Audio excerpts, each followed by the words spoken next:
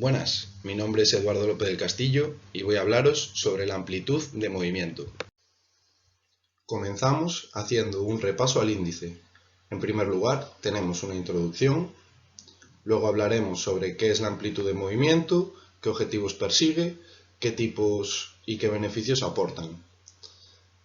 Continuaremos hablando sobre los factores que determinan el rango de movilidad articular, los tipos de estiramientos que hay, cómo mejorar la amplitud de movimiento, qué métodos existen para trabajarla, cómo estructurar una sesión y cómo se evalúa y se mide la amplitud de movimiento.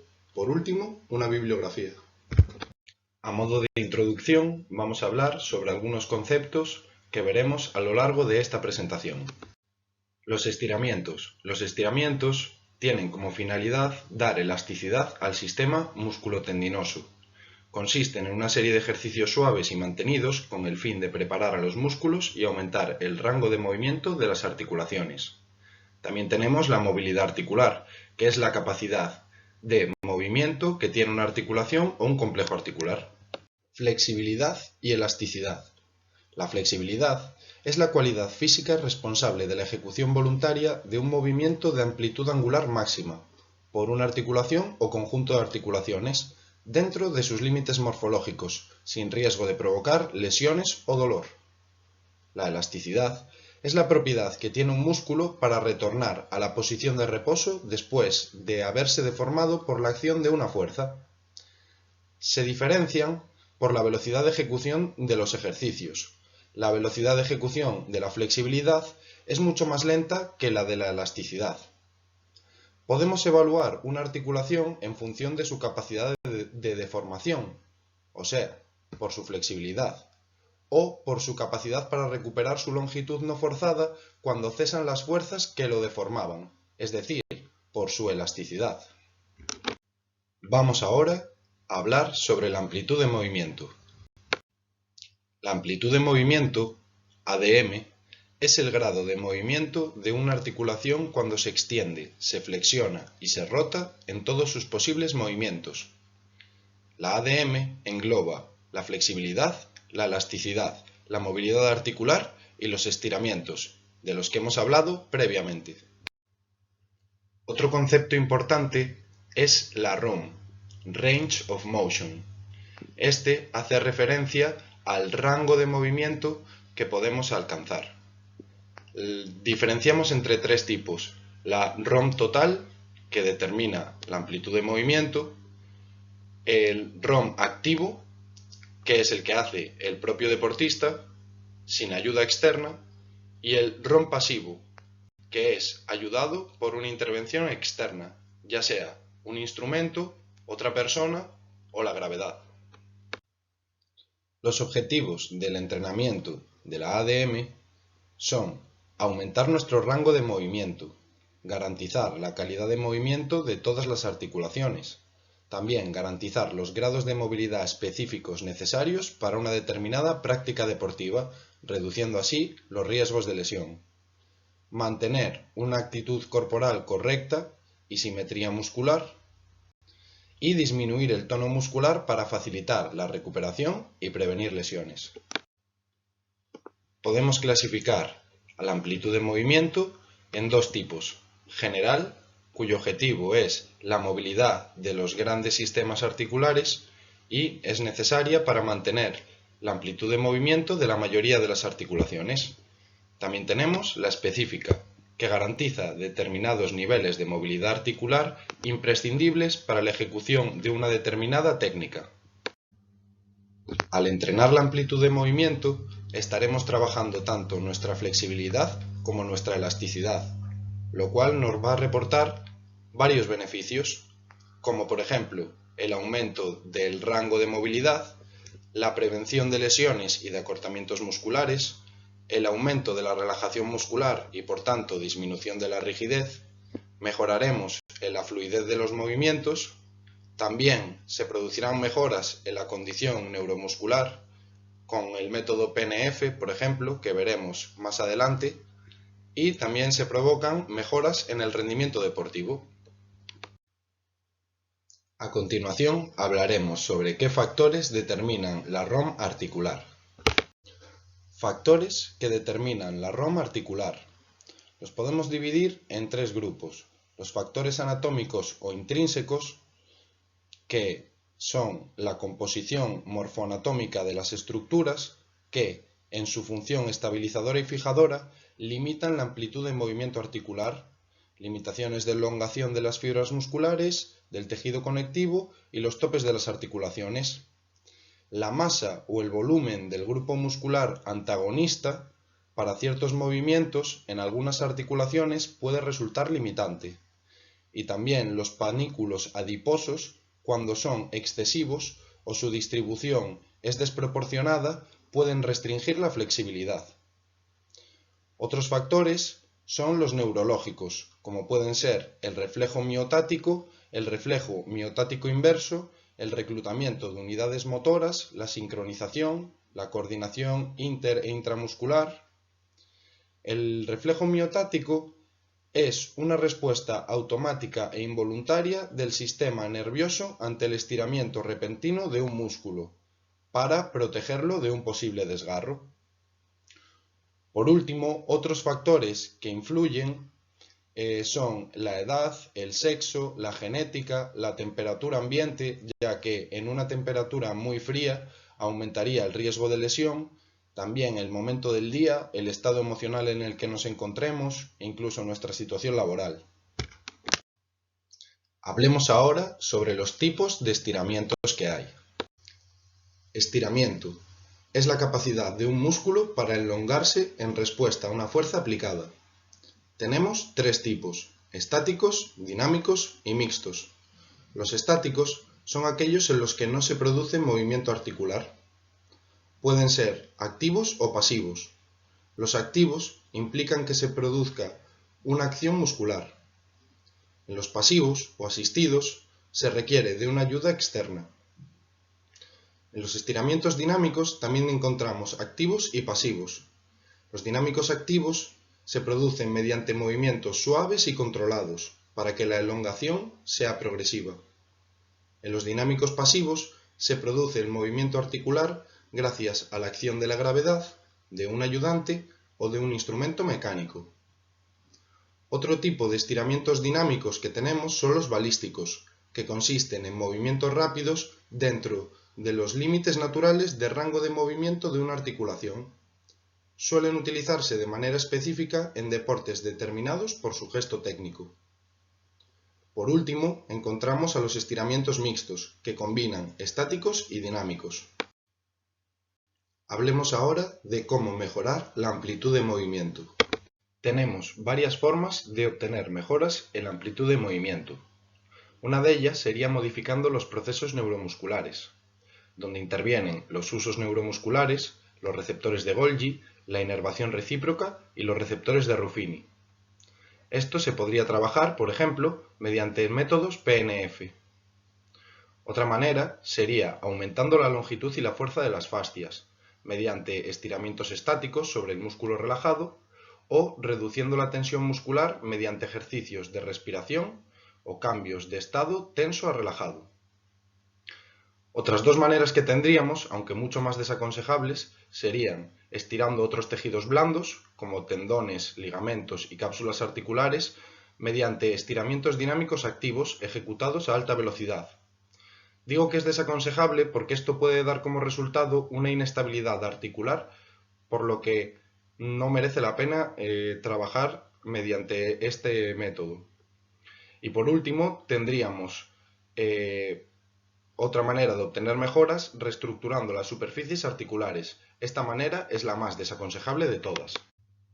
Métodos para trabajar la amplitud de movimiento. A continuación hablaremos más en detalle sobre los métodos para entrenar la amplitud de movimiento, los estáticos, dinámicos, mixtos y sobre la reeducación postural global. Dentro de los métodos estáticos podemos diferenciar entre activos y pasivos.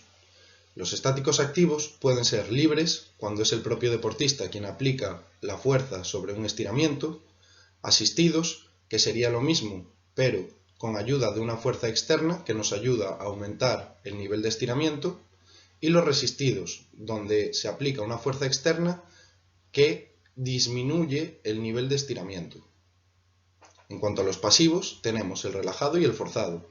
En el relajado se adopta una postura concreta, en un estado de relajación, y se aplica una fuerza que intenta aumentar nuestra amplitud de movimiento. En el forzado sería lo mismo, pero con una ayuda externa que intente aumentar la amplitud de movimiento mediante la elongación de los tejidos blandos. Estiramientos dinámicos y balísticos. Los estiramientos dinámicos pueden ser activos y pasivos. Se diferencian de los balísticos en la velocidad de ejecución, ya que estos últimos realizan movimientos a una velocidad alta o muy alta, mientras que los dinámicos activos y pasivos la velocidad es media-baja y siempre controlada. Dentro de los dinámicos activos tenemos los libres, donde se contrae el músculo antagonista del que queremos estirar. Un ejemplo de dinámico activo libre sería subir y bajar la pierna estirada. Los dinámicos activos asistidos tratan de un movimiento controlado a la vez que se aplica una fuerza externa. Sería como en el caso anterior, pero ayudándonos por una banda elástica. Y en los activos resistidos se produce un movimiento controlado a la vez que se dificulta el estiramiento. Esto es, nos ayudaría un compañero frenándonos y dificultándonos la amplitud de movimiento. En cuanto a los dinámicos pasivos, tenemos el relajado y el forzado. Un ejemplo de estiramiento dinámico relajado sería realizar una flexión del tronco hacia adelante, dejándonos caer por la fuerza de gravedad. Y un ejemplo de estiramiento dinámico forzado sería lo mismo, pero en lugar de la fuerza de la gravedad, ayudados por un compañero que ejerce fuerza sobre nosotros. Los métodos mixtos son una combinación entre métodos estáticos y dinámicos. Vamos a centrarnos en el método PNF, cuyas siglas quieren decir Facilitación Neuromuscular Propioceptiva. El objetivo es mejorar la movilidad a través de los procesos neuromusculares. Implica al reflejo miotático, miotático inverso y la inervación recíproca. Consiste en llegar al límite del estiramiento, aguantar la posición. Una fuerza externa nos llevaría al límite, otra vez, pasivo forzado, mientras realizamos una fuerza en contraposición, activo resistido. Relajamos, provocando otro pasivo forzado y alcanzamos una nueva posición. Un ejemplo de esto sería, tumbado boca arriba, se levanta una pierna realizando un estiramiento activo libre de los isquiotibiales y una fuerza externa nos lleva al límite, estiramiento pasivo forzado. Nosotros aplicamos una fuerza en sentido contrario a esa fuerza externa y relajamos el músculo provocando un aumento de la amplitud de movimiento por ese estiramiento estático pasivo forzado que finalmente nos lleva a alcanzar una nueva posición con mayor amplitud. El método RPG o reeducación postural global es individual para cada paciente. Analiza, detecta y corrige patologías en los movimientos funcionales de los seres humanos como caminar, correr o transportar peso. Se basa en posturas globales de estiramiento. Estos estiramientos son siempre activos, donde el paciente mantiene la postura correctiva, realiza las progresiones y evita las compensaciones.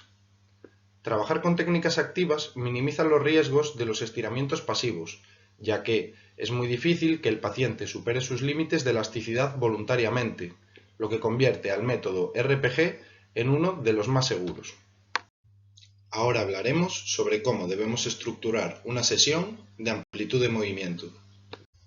Comencemos por el calentamiento. El calentamiento para una sesión de amplitud de movimiento no debe ser demasiado intenso, ya que queremos evitar sudar. ¿Por qué?